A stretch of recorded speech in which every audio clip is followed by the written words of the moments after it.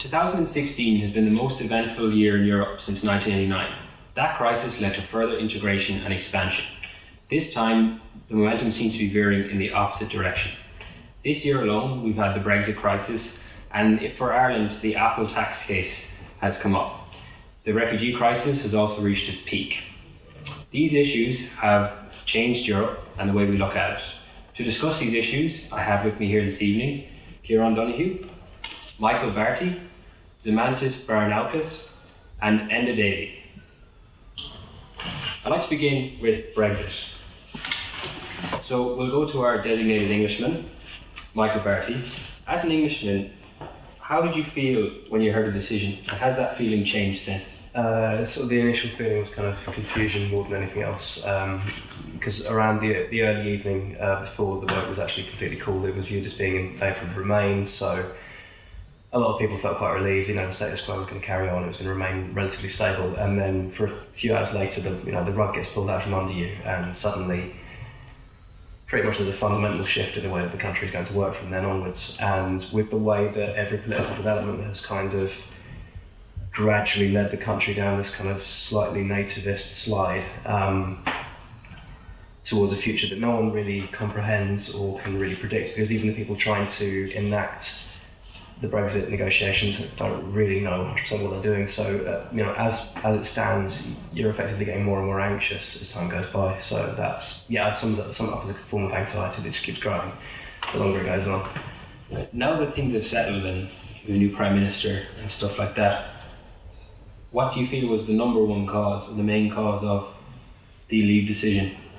There are a lot of causes, but generally speaking, it boils down to two things. The first was it was a sort of nostalgic pushback, especially by, generally speaking, slightly older generations against what they viewed was a organisation and political force that had changed the country into something that they themselves didn't recognise. And on the other hand, you also have people who felt that the growing emphasis of the nation's economy in the services sector, and especially in London, had sort of left them behind without actually, they gained nothing from it. So in their view, with the way that the Leave campaign was peddling this kind of very uniform take back control message that they repeated over and over again ad nauseum, they genuinely believed that this was their first opportunity to actually have a say in the way that Britain was going to run, which is why the turnout was so much higher than it had been during a lot of previous general elections. And why did you want to remain? Seems like an obvious question. I wanted to remain, broadly for selfish reasons, partly because I wanted to come over here. So, being in the EU makes that a lot easier to facilitate. And secondly, it's just because, generally speaking, a lot of the promises made by the Leave campaign, you can look at the 350 million for the NHS a week and all that other stuff, a lot of it was built on lies, essentially. So one side of the Leave proposed that? Vote Leave proposed that, Grassroots Out denied it, but didn't especially go out of their way to tell everyone that it wasn't true, which is why Farage dropped that promise immediately after. He was from the Vote Leave? No, he was from Grassroots Out. From Grassroots. There was a big fuss because Vote Leave got the official designation of the Leave campaign, and Grassroots Out viewed that they had the legitimate claim to that and all that stuff. Okay. But the reason why I voted Remain, it was probably just because, jingoistic nationalism rarely ever ends well, and generally speaking, for all the complaints people have about the EU, a lot of the benefits aren't immediately perceptible but are still hugely significant. So keeping that going would have been worth doing if it had actually worked out that way. But there was a lot of discussion about obligations and benefits as an EU state. What are some of the benefits of being in the EU for an individual member state? I think they're enormous, and the main problem in relation to Euroscepticism is that, you referred to it, they're quite intangible, at least for a lot of citizens of a member state, and for some they aren't. At its inception, we all know that the EU was about trade, about a common market, and the promotion of prosperity among the member states, allowing countries to trade between each other. Since then, it's obviously become a lot more than that, and it's encroached into other areas, and it legislates in a wide field of areas now. But I think the main benefit of EU membership is still that. It's an economic benefit. It's the ability for businesses and individuals to trade between member states freely, the flow of goods and services and capital, and also the flow of people. And that's possibly a reason for the strong Remain vote among the youth in the United Kingdom was a free movement of people, the ability of young British people to travel across Europe in the summer, to study all over Europe. I myself participated in the Erasmus programme funded by the European Commission, allows students to study in other cities in Europe. So for young people, I think the free movement is an extremely important benefit, and one that's really tangible and changes your life significantly. And perhaps that's why I think across Europe you have widespread support for the European Union among young people. And that's a benefit, the freedom of movement, that it's something you have to take upon yourself. I mean, as an individual, you have to move to take benefit of it. Now, being in your own home country, you will see it, because you'll see people from other countries coming to your country to work. But let's say you didn't move around, you didn't take advantage of the freedom of movement, and you are a businessman. How is the EU beneficial to an individual citizen in the UK, for example? Well, I mean, those economic benefits benefit you anyway, even if you stay in your own country, because the economy improves. I mean, an important facet of the common market is competition policy, for example. So we know that the Commission is an aggressive enforcer of competition policy, and they're constantly making an effort to weed out anti-competitive practices across Europe. This drives prices down, ensures competition. The free movement of goods opens up markets. It means prices are lower for consumers, the prices of goods and services. So you very much feel those tangible benefits, even if you don't know. There's an increase in variety because producers from all over Europe can now access your market free of charge, the same as any national producer. So I would say that the benefits are very, very real for citizens, even if they never step out of their own village. Regulations. Here, one of the big topics is people giving out about too much regulation coming from the EU. Do these regulations sometimes outweigh the benefits, these obligations? I think absolutely. Well, we hear a lot about some capitalist arguments about the four freedoms, about the movement of people, movement of services, the capital, and so on and so forth. Yes, this is like a very beautiful story, but when you get some resolutions from, let's say, European Parliament or European Commission, that they said from this transnational organization, and it is from the upper level, it is pushed to the state level, and they are enforcing you to do some politics or to do some economic particular events that your country or your national parliament that is elected or your people in your country doesn't want it. Well, let's say we will get into the inner workings of the EU system. Yeah. But for example, like to talk about the EU making decisions that member states are obliged to enact, right? But if this state, voluntarily applied to be in the EU to gain tangible benefits such as free trade, freedom of movement, even just money. I mean, Ireland has just given a lot of money for the EU for different projects. Is it not kind of you give up a little to get a lot? Is that not anyone want to? I would agree with that. I think that's an obligation of membership.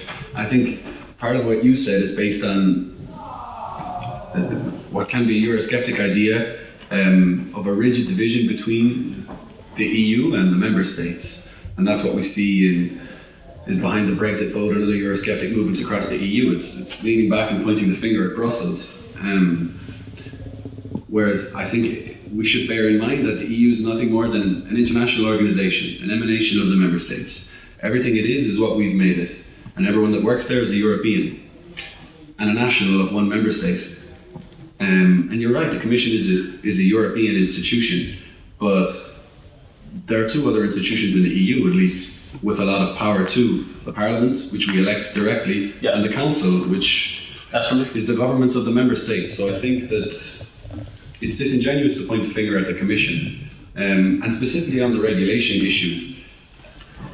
I mean, and surprisingly, this was a huge factor in Brexit. I mean, the Conservatives, as is their wont, they're Conservatives, they're pro-business. They complained a lot about EU regulation, and there's a lot of EU regulation. You always see the right-wing British press will talk about a regulation on hair dryers or bananas, and how this is a real burden for British business.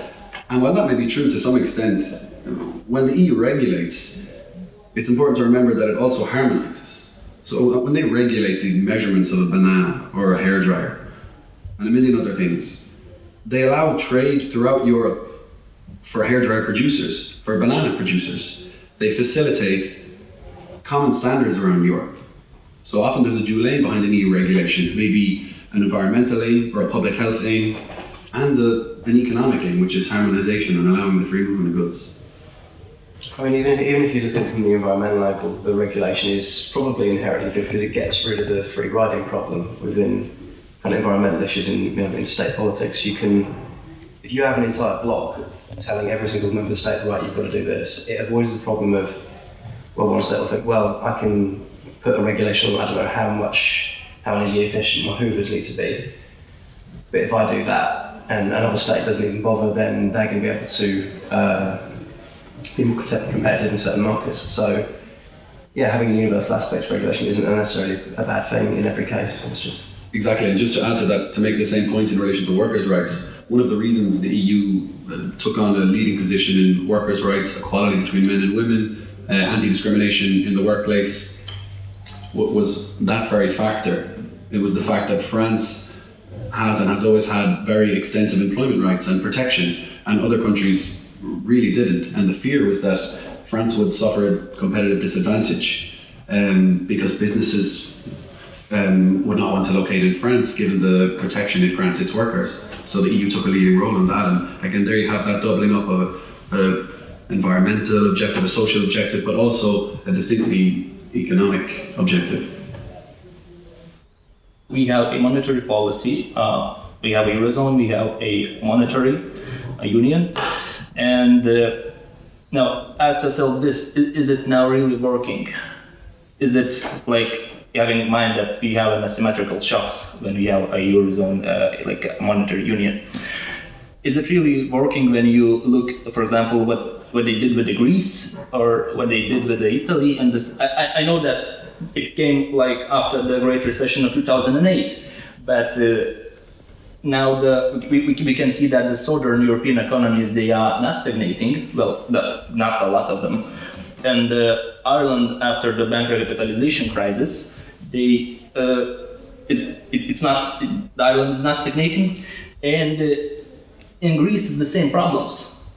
So the monetary policy that we have now, it isn't simply working, and the European Central Bank President Draghi, he's saying, like in his every press conference, the same thing, that monetary policy, like one as a one instrument to conduct the economy, to conduct the global growth in a European Union, it isn't working. Well, so there's the technical thing of, we're halfway integrated and it's not working the way it is now. The status quo can't continue. But just looking at something like Brexit, I don't know if the average Brexit voter was thinking whether, if you were to tell them, it'll work better if we integrate more, they'd probably, rise up in arms. The issue to them, it was perception there. It was stuff like, I'll say the dirty word, it was nationalism. So whether or not further integration is more beneficial, bringing that up would be almost political suicide. So we have to iron out the creases of technical stuff like monetary policies. We need further integration, but is that possible? Seeing, for example, Brexit. To be honest, it's probably a lot easier without Britain at the moment. I think Britain was historically the nation that had most pushback against any kind of higher levels of integration. So, how we might actually see it happening more and more after March when Article 50 gets called in. So, like once they get rid of the people that are dragging their heels. Yeah, essentially. Yeah. Once the relatively resistant state's gone, then there's every possibility that it might lead to more integration. I wouldn't say it's guaranteed, but it's. I agree. I think it's possible. I think we've already seen in recent weeks that there were pushes from the Commission to move towards integration in the area of defence, and Britain has already committed itself to prevent any such move as long as it's in the EU. So that will tell you, Britain has hundreds of opt-outs from different pieces of EU legislation, and they've always confounded EU lawyers because they have half opt-outs and other opt-outs and other declarations that they'll not be bound by this and that. So it's true that free from Britain, perhaps a movement towards integration will be easier, but I mean, Euroscepticism is not unique to Britain. It's across the European Union, and the percentages for Eurosceptic parties are rising, and that's from north to south and from east to west. So I think it would be very brave for the Commission and for the European Union now to take further steps towards integration. I think, well, it's true the status quo doesn't work. It doesn't really make sense. Like you said, I completely agree with the idea that monetary union without fiscal union or budgetary union doesn't really work. It's nonsensical. I don't see any step towards integration because I think that could be the beginning of the next Brexit in another member state. So it's like the solution to the problems of the EU could be the undoing of the EU. It could very well be. I mean, you mentioned Apple in the beginning, and I think that's, in Ireland we would have thought ourselves safe from Euroscepticism. I think we often urged Brits to vote Remain. We've received so much from the EU, from structural funds, from the common agricultural policy, so much, and our economy has soared since joining the EU. But I mean, it only took the Apple decision for Euroscepticism to rear its ugly head in Ireland. So I mean, that'll show you how far that is away, how far that let's get out of here. You know, just as Michael said, let's do something big to impact our. It only takes a negative situation for that to happen. I want to make the point about the monetary policy. It's not simply working without the fiscal policy, and I have like 3 arguments to prove it.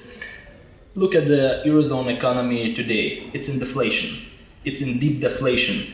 The European Central Bank policy, they call the quantitative easing policy, which is basically, well, going on for further money supply in the economy, just not directly. It's one of the basically marks that Eurozone is not functioning very well. The other point is interest rates. Interest rates, like those from the European Central Bank that coming, they are like a 0 or 0.50. But this proves like there's some really big problems with the Eurozone that are happening today. But is this not a worldwide thing with interest rates? America's also down in the zeros. I mean, is this not just a result of the crash everywhere? You want to say that this is the crash from the Great Recession from 2008? I mean, look, what are US interest rates? They're pretty much slightly higher. What about the China's interest rates? China's China. Yeah. What about it? It has like its own monetary policy. The Federal Reserve, we have its monetary policy, the China, and there's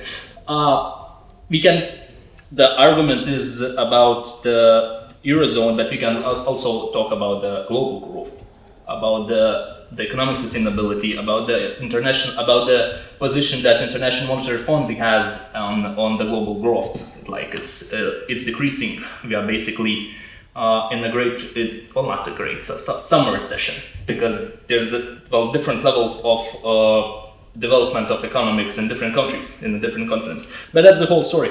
If we would get a fiscal policy and monetary policy working together, there will be a different goals and different achievements that we could have in such a complex project as the European Union. So the solution is more integration, more control. Absolutely.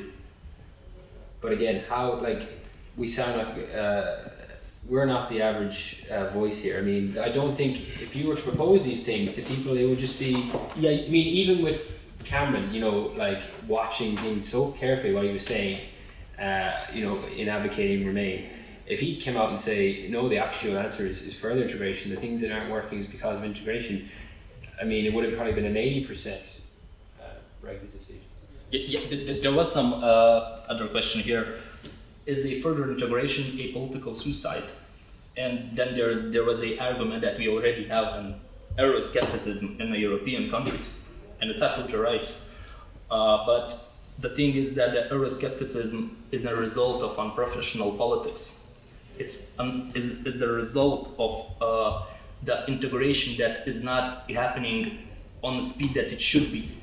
Like it's not a result of that. It's the result of concerns over immigration, concerns over red tape. That's the only reason you get Euroscepticism taking such a hold among kind of the voting populace. It's not like the average guy on the street isn't considering more integrated fiscal union. He's thinking, the average leafer on the street is thinking, well, immigration's unchecked.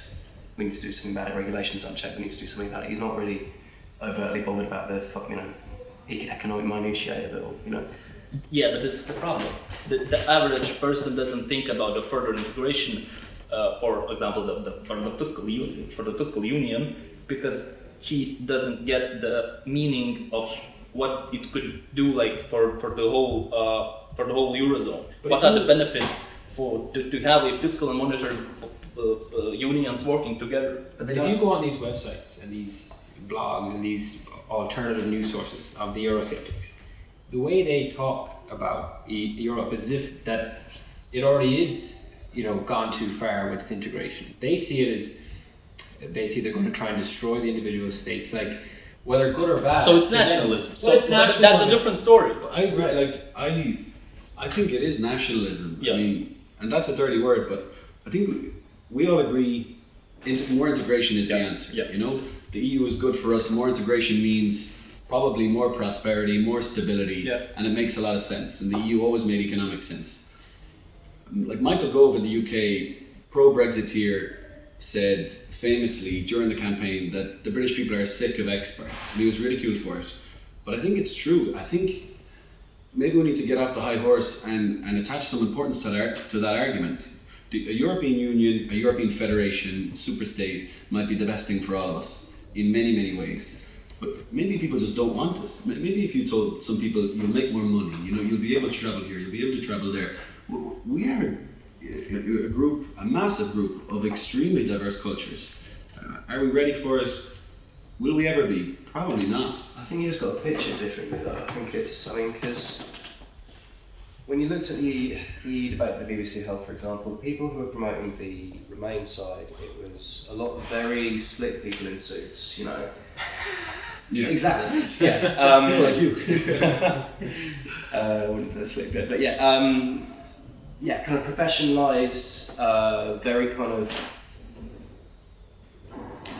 whatever you want to use, highly educated, all that. They were pontificating. The establishment of the capital. Smoke. Yeah. Basically, if you were to try and pitch it in a way that didn't involve those actors, you'd probably have a lot more success. I mean, if one day, I don't know, Nigel Farage had an epiphany and decided, we really need more integration, and then went out on the streets campaigning in front of that. 2 pints of lager, Yeah, exactly. Yeah. I mean, it obviously, in his case, he'd get ridiculed, but if some similar individual came out and did something like that and actually appealed to people in a way that a lot of professionalised politicians haven't been able to, then I would imagine you'd actually have a much easier time making it happen. Yeah, I mean, true. And I think that's a great idea, and I wish they would do that. But I think that, so after Brexit, my personal experience was that obviously I was shocked and I was very angry. And that anger was directed mostly towards certain UK politicians who engineered Brexit. I mean, they played on the fears and the discontent of working class British people, essentially. But I mean, now I've come around to the view that there's always someone to fill their shoes. There's always a politician who'll do that because it's too easy. It's too easy to point the finger at Brussels. Nationals of member states aren't really interested in what happens in Brussels. The EU will always be complex because it's 28 member states cooperating to different degrees in 100 areas. It's always going to be complicated. They probably won't ever really understand it. So, I mean, as long as national politicians can capitalise on criticising Brussels, they'll do so and they'll get some change for that. And I mean, that's depressing and it's pessimistic, but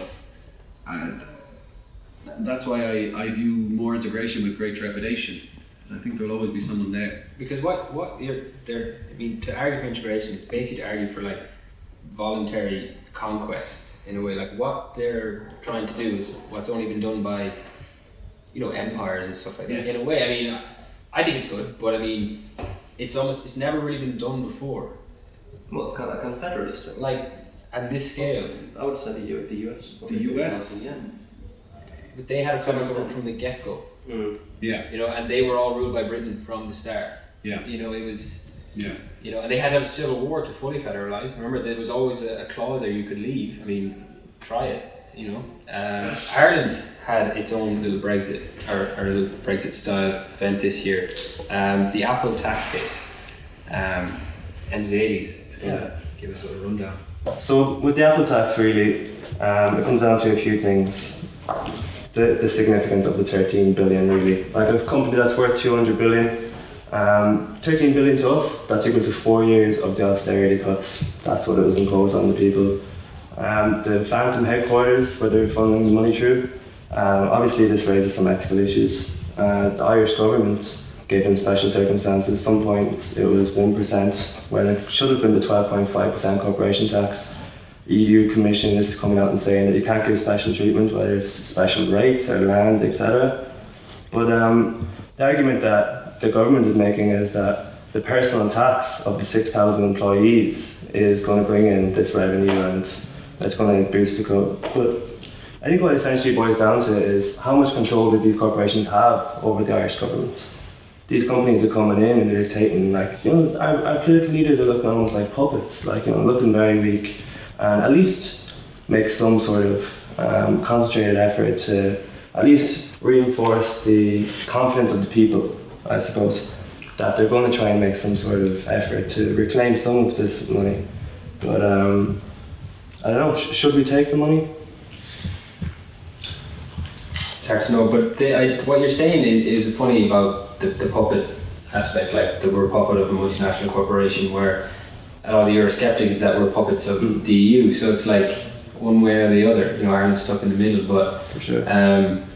Should we take the money? But as far as I know, the money's already been given. Maybe you can shed some light on this, Ciaran. What's happening and what can feasibly happen with this? Now, clearly, giving a company tax breaks, selective, huge tax breaks, is the exact same as handing money over to a company. Now, except in this case, the issue of selectivity, whether or not Apple was selectively favoured, is not a clear-cut one. It may be that Apple has a case, lawyers are not in agreement as to whether Ireland will win the case, but I think we need to consider whether or not Ireland should take the money. I mean, Enda put it well when he said that this is 13 billion, which would be massive for our economy, or stepping on the toes of multinationals on which we're so dependent. And to be honest, I'm not even sure. I'm torn myself on the issue. We should take the money. This is my standing point. I just want to make 2 points regarding the domestic politics, which I'm not clear of. Firstly, if the government chooses not to take the money, we have to mention that it's already unstable government. We have a minority government in Ireland because of this main party. It has only 50 mandates, and there's some independent members also joining the government. So it's already an unstable government, and maybe the impact that that kind of decision can have on people, we have to calculate it. And the second point is, I have no idea, sincerely, how you can explain to an average person that kind of decision that, Apple gives us 13 billion, we are not taking it, and then we are taking some extra cash from our budget to pay solicitors to argue these facts in the court. How you can explain it, I don't get it. That's my point. I mean, I can't overestimate or emphasize Ireland's reliance, our economy's reliance on multinational companies. I agree with you in certain respects what you say. It's extremely difficult to comprehend. I mean, the sum is enormous for a small country like this, but the country has been transformed, I don't use the word lightly, by multinational companies. I mean, we've gone from a nation reliant on agriculture to one with massive tech industries, pharmaceutical industries, Foreign direct investments, medical yeah, devices, huge foreign direct investment, all because of our favourable tax policies.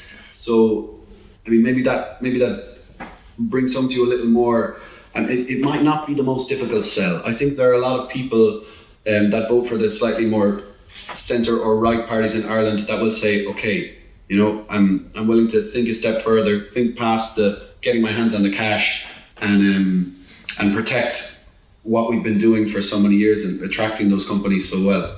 But from a practical point of view, Apple have to pay the 12.5% now.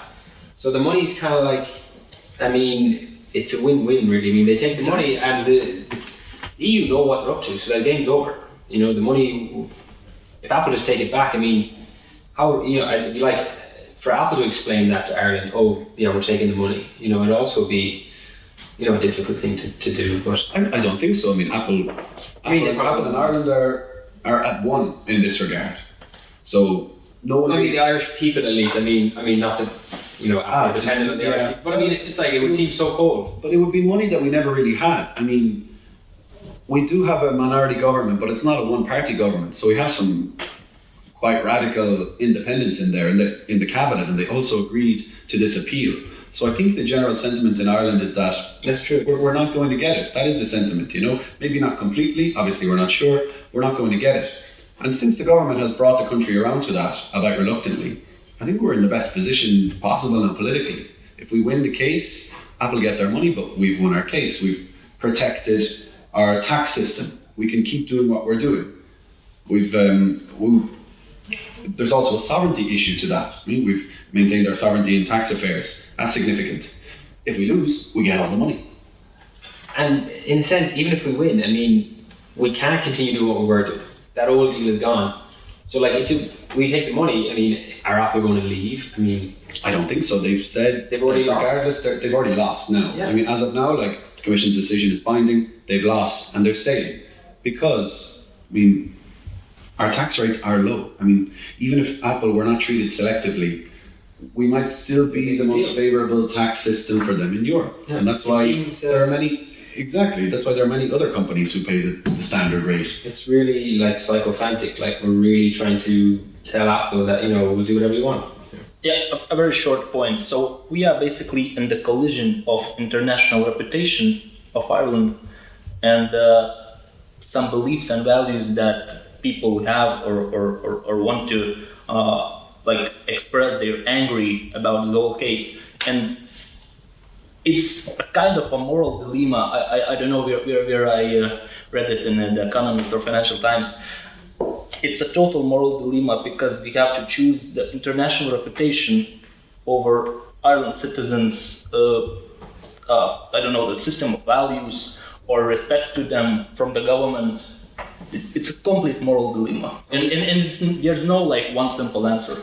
And we've had it before. I mean, similar. We had it when the financial crisis was going on. The big quote of the day was "Burn the bondholders." Burn. So this is the same thing again. It's like we need to show the world that Ireland's a good place to do business, but maybe there's a limit to that. But there has been a type of democratic. I don't know what you call it. Democratic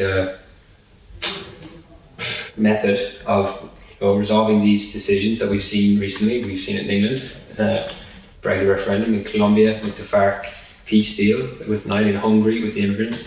Maybe this is a referendum. I think if it was a referendum as well, it'd be one of the more black and white referendums. It wouldn't be very complex. It would be, you know, Apple and our government, whereas Brexit is obviously more widely encompassing. And we can't only estimate or try and predict what would happen. Whereas with this case, it would be, you know, we insult Apple and maybe they leave, or, you know, we take the money and then, you know, we satisfy the populace.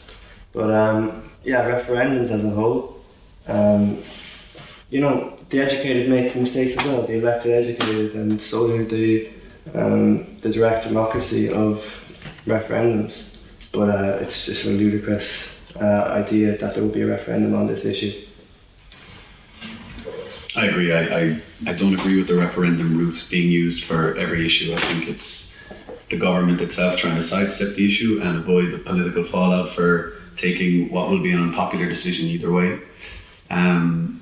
We've seen and we've proven here that referendums are extremely, and because it's a yes/no decision, they're extremely susceptible to misinformation. A lot of lies were spread during Brexit. We had the experience also in Ireland of rejecting the referendum on the Lisbon Treaty, and studies after the treaty showed that the main reasons for rejection were fears about abortion, taxation, neutrality, which, I mean, the Lisbon Treaty had nothing to do with these things. So, I mean, for that reason alone, like you said, especially with complex decisions, I think referendum would be best avoided and perhaps preserved only for moral issues. Yeah, and it's you know it's direct democracy versus representative democracy. Really, it's almost too much democracy. I mean, we voted them in; they should be able to make the decision. Maybe it's just too dangerous to be yes or no. Michael, you were talking before about with Brexit how the Joe Cox murder and how that was some people sent their polls in before. Yeah, I think if you're going to have a referendum work properly, you probably need to eliminate the presence of postal votes, regardless of the consequences that might entail, because a lot of people, I think the thing about having them at elections is that you have a government's track record to look back on. You've got an established set of facts. There's no new information suddenly to come out unless it's a scandal, and then relevance of those to how effective the party will be in government aren't, it's not that close. So when it comes to a referendum where your opinion on it could have changed almost overnight, it really needs to be, right down to the wire. Having a postal vote kind of undermines the extent to which people can really kind of process the facts and make up their own minds, and so they can get caught up in a wave of enthusiasm over something they don't fully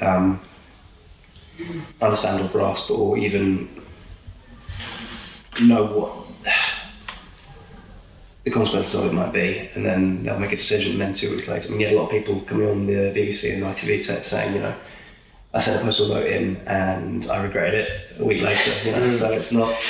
Yeah, and it's, at least with parliamentary elections, you're only voting in one seat of the 600. Yeah. Whereas, with this, it's people really realise the power in their vote, and it's kind of scary. I think with referendums as well, you're kind of leaving out all the room for negotiations. The issue is set at the start, it's simply yes or no, and you're cancelling out all sorts of options in the future. It's really bringing it down to a base level, and it can be catastrophic. Well, potentially, as we've seen. And it can be cringy to watch. I mean, Cameron's the one who, started the ball rolling on having an EU referendum, and he loses, and then his party. I mean, you can Theresa May. It's difficult to discern how she feels about it, but she seemed to be kind of in the Remain camp. She was. Yeah, she was. She just kept very quiet about it. But I mean, the big thing with referendums, is, unlike general elections, is that if let's say you voted for a government off the back of some kind of very emotionally based, not necessarily true set of facts, something like that. If that happens and you change your mind, you can kick them out in 5 years. A referendum, whatever decision you make, even if it's a little one, that's permanent. There's no real unless way to another backtrack on it. Yeah, which is a whole that's In relation to the EU, you'd often hear talk about unelected bureaucrats and lack of democracy and issues like that. But as far as actual nuts and bolts of how the EU works, Ciaran, could you give us a basic rundown of the institutions behind the EU? So when people say these things, what do they mean, and are they right or wrong? Yeah, I think if there's a democratic deficit, it's overstated. And I don't understand why people talk about democratic deficits in political structures all over Europe and all over the world. The EU is complex, and we referred to that earlier. There are 3 main power-wielding institutions. The first is the Council, which is simply the heads of the government of the 28 member states. The second is the European Parliament, which we elect directly. Now, we've already referred to the problems and the disenfranchisement, the fact that people don't engage with European Parliament elections, but that's another matter. As far as we're concerned here, we elect the Parliament. They're co-legislators, so they adopt all EU legislation together. Euroscepticism and the anger of Eurosceptics is directed at the Commission. When we refer to elected bureaucrats, this is who we refer to. You're unelected. Unelected bureaucrats, of course, yes. So the first thing to say is that the Commission proposes legislation, but it doesn't adopt legislation. That's the other two institutions, which we have complete control over. A monopoly on the proposal of legislation is an important power, but it's not as though the Commission is totally unelected. The Council itself, the Member States choose their own commissioner. So we have an Irish commissioner, that's Phil Hogan, well-known Fine Gaeler. He was chosen, of course, by Fine Gael, the governing party at the time. So the Member States choose their commissioner. The President of the Commission is chosen by the Council, again the governments which we elect, taking into account the votes in the European Parliament. So each party in the European Parliament selects a candidate which voters can have in mind when they're choosing who to vote for in the European Parliament. So if I'm a Fine Gael MEP, if I'm from Fine Gael in Ireland, yes, and Fine Gael is just an Irish party, if I run for the European Parliament, am I in Fine Gael in the European Parliament? What party am I in? No, the European Parliament, it's not supposed to be divided on national lines. They represent the citizens of Europe. So a Fine Gael member will sit in a European-wide party with like-minded Europeans, with people who espouse the same policies but from all over Europe. So there are no national divisions in the European Parliament, and as a European Parliament there shouldn't be. So it's split among like ideologies and political... Exactly, we'd have a Green Party, Christian Democrat Party, exactly. Just when Ciaran started making his point, one of the first lines he said was the European Union is complex. And that's where you're getting most of the Euroscepticism from. That's where you're getting most of the fear on the ground. People don't know really what's going on, the wastage. And I just thought it was an interesting way to bring it up. It's complex, and it obviously is. Yeah, I think it's inherently complex. I mean, I'm not a complete EU apologist. There are problems. It's probably overly complex. The bureaucracy argument is definitely overstated. But, I mean, you have to realise that people don't engage in the criticism of governments and the way governments work and the secrecy and red tape involved in governance as much anywhere as they do with the EU. I mean, there's an absolute obsession with bureaucracy in Brussels. Political institutions are inherently bureaucratic. The EU more so because it's a supranational structure, unique and unprecedented, which is fused to the governments of 28 other member states. I mean, 28 sovereign governments. That's complex from the get-go. So I think there's a lot of exaggeration by Eurosceptics in that regard. Just a short point from my viewpoint, from the viewpoint of Lithuanian people. What they see basically always, and their argument, it's the same always. It's about related to social inequality, to economic inequality. What do I mean? Minimum wage in Lithuania is 380 euros. I don't know if you believe it, but it is like that. And the wage that European Parliament members get, it's about what, 10,000 euros, 11,000, something like that. So basically, the argument per month, 1 month. Okay. Yeah. So basically, their argument is always the same, that kind of inequality drives the whole, not just the Lithuanians, all the Eastern European country blocks because of that. This is a huge problem. I think Irish people are probably pretty upset about that too, but you're comparing a minimum wage with the wage of... I can't compare the medium wage. It's about 500 or it's about 600 after the taxes. Okay. But I think is it the amount? I think that's a facile argument. We want our European parliamentarians to be educated people. We want the best kind of people, the best people to run, to be elected in the European Parliament because it's such an important institution. It's our legislator. Now, we have to take the highest paid, I would say, parliamentarian in Europe and probably make the salary of a European parliamentarian a bit higher than that, because otherwise you cannot attract potential parliamentarians from the member states where the salaries are highest. Now, of course, that will lead to a serious discrepancy between the parliamentarians in the EU and those in the poorest member states.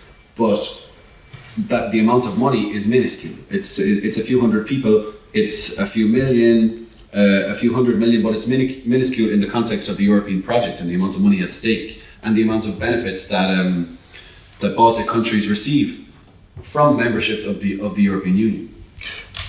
Completely agree. But this is the wider viewpoint. You can talk about it because we are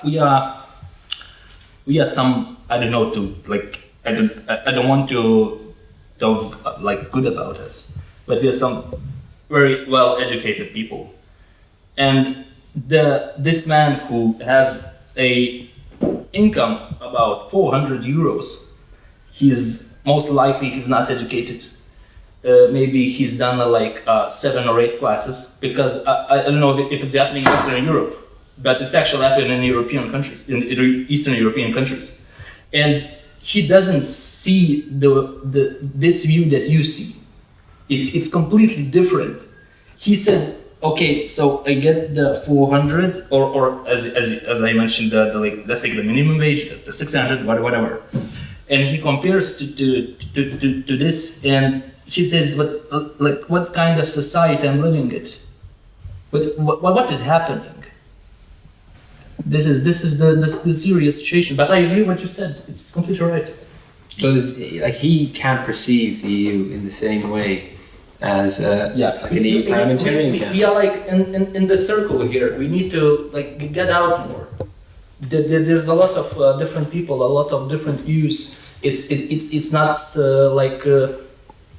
it's not so simple. And there's people like Nigel Farage who will go out of their way to exacerbate these viewpoints to get elected. So we're in trouble. But just to bring back to the institutions for a quick second. So what you said, Ciaran, about the different branches. So for conciseness sake, I mean the Commission is supposed to work for the whole EU. Yes. It's the bureaucrats. Okay? The Council is made up of the member states, the heads of state, so that represents the state's interests. And the Parliament is elected by the people, so it's for the individual citizen. It seems very straightforward to me. I mean, I would say we're complex about that. Yeah, I think it is, but I mean, the legislative process in the European Union is quite complex, and there are problems there. And the EU is constantly trying to be more transparent, but a lot of people complain about, for example, the influence of lobbyists in Brussels, which is huge, and the fact that the process is often shrouded in complexity. There's a lot of vested interests, and people don't understand exactly how the Commission decides to legislate on a certain issue and how legislation is produced, and the EU can definitely improve there, and it is constantly trying to. One initiative that the Union has is access to documents, so you can request documentation of the European Union in any area, and you have to receive a response within a short period of time, and you have to receive the information you've requested or explanations as to why you did not get access, and often If you can get through redacted access to documents. So, Yeah. It seems that we've all generally agreed that more integration would be good for the EU and its member states. But what it takes now is how could you possibly convince the bulk of the European people that that is the right thing to do? Especially when this year, more than ever, it seems very clear that there's 2 groups now. We're not really divided among different nations, but it's different groups within these nations. You have the pro-Leave group in England. You've got Donald Trump supporters in America. You've got Marie Le Pen in France. In Ireland, we've even got Sinn Féin and the Anti-Austerity Alliance. It's these kind of anti-establishment populists versus the elites or the insiders or the globalists. I mean, all these terms seem to be decided by the other side, so they're usually not very, very nice.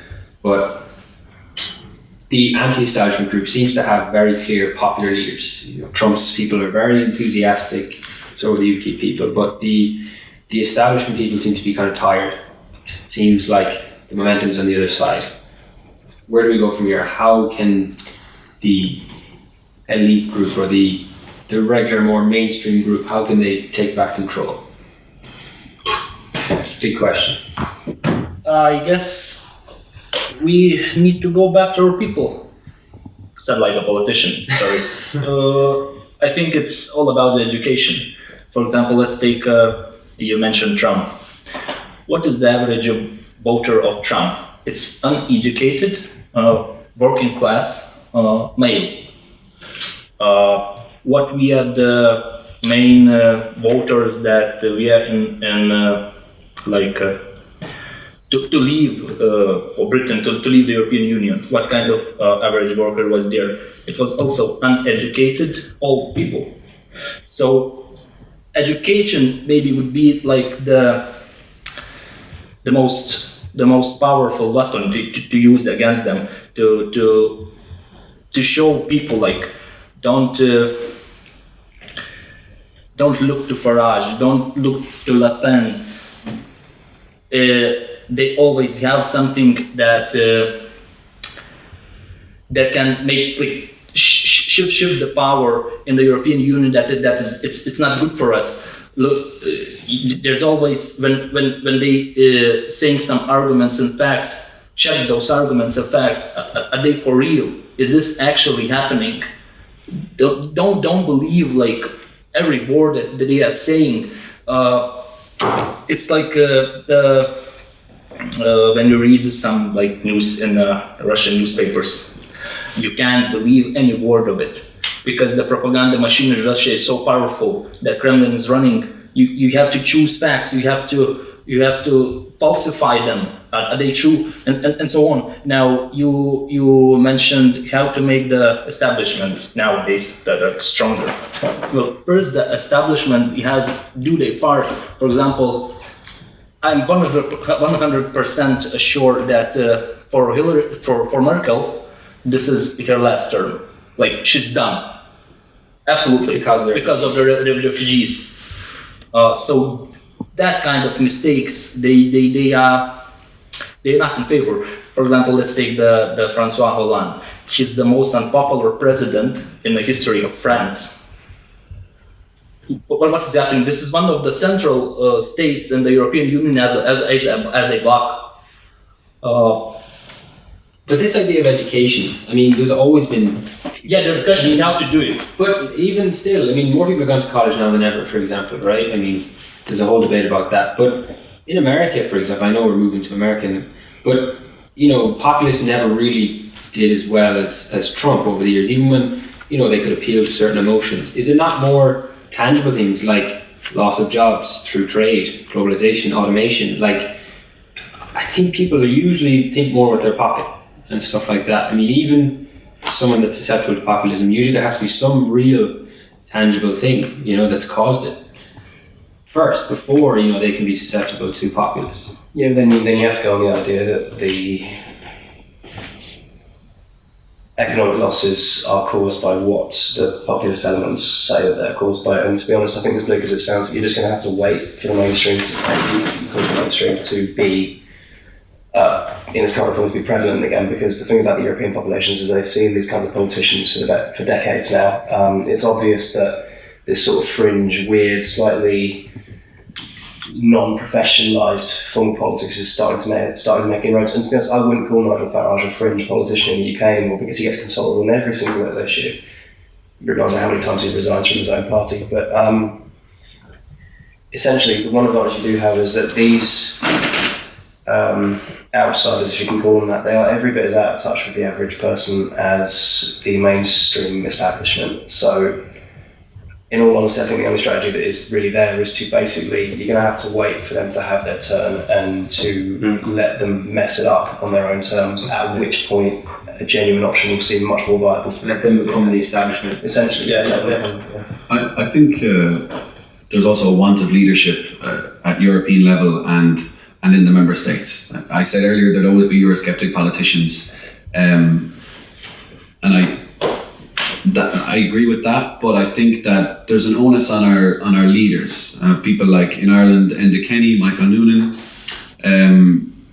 people from the mainstream, people like David Cameron, to show enthusiasm for the European Union and not to point the finger at Brussels as they've been doing, because they're breeding Euroscepticism, and people like Cameron reap what they have sown, and this is why we have this situation in the UK. So, I mean, essentially, national politicians need to realise the consequences of these Eurosceptic statements. Now, also at European level, there's certainly a want of leadership there. I mean, the average person on the street cannot name the president of the European Parliament. Might he be able to speak his language? I mean, He won't, but I mean, that is an important person in his life. 70% of the legislation that applies, for example, in Ireland today, originates from the EU. It's EU law, right? So whether you know it or not, you know his name or not, he's an important guy. The average person on the street doesn't know his name. Probably doesn't know the name of the president of the council or of the commission. Who is the president of the council? Donald Tusk. Yes. There you go. Some people know Juncker's name, but for negative reasons, just because he's the leader of the commission and they talk so negatively about him. There's never a positive thing said in the press about Jean-Claude Juncker. Now, he has his flaws, but the commission does a lot for Europe. It does a lot for European citizens. In fact, works for them every day, and you never hear anything positive about them. So perhaps we need to make the EU sexy. We need to talk about the EU more, because taking back control and enshrining national values again, that nostalgia, that is sexy, that is extremely attractive. And I think European leaders at national and at EU level need to make the European Union more attractive again. And that's, for me, a leadership issue. I'd like to thank my guests for joining me this evening.